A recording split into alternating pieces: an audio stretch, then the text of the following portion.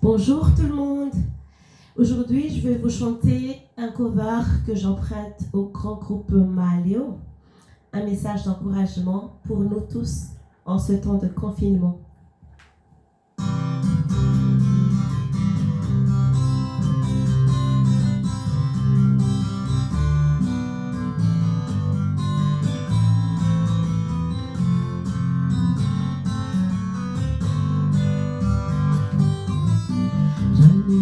Fanapinayana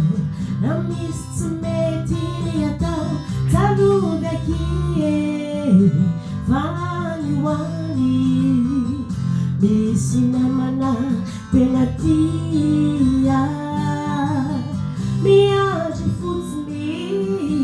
miandry mpimaso miandry o kopahitanana favolokijoro satria zany tena namana raha misy zava-mampahory ka mila tsy ahitatory tsarovy akie vanioany misy namana tena tia matra sy oso matra nefa kosa tsy tia tena favolokanampy satria tia tsy mitady valiny sanatria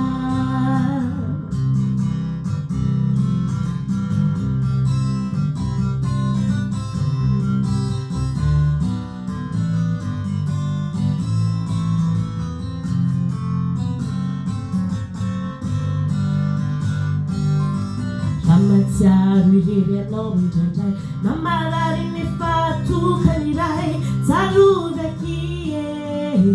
vanioany misy namana tena tia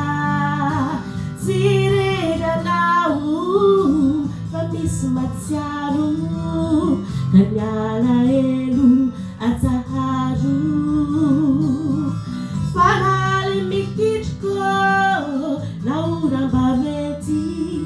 tonga tsy hoelao fa vetivety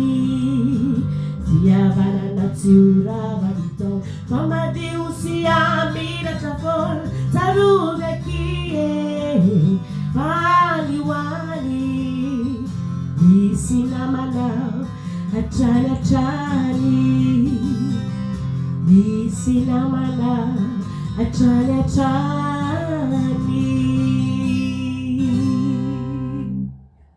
Mankahira antsika rehetra,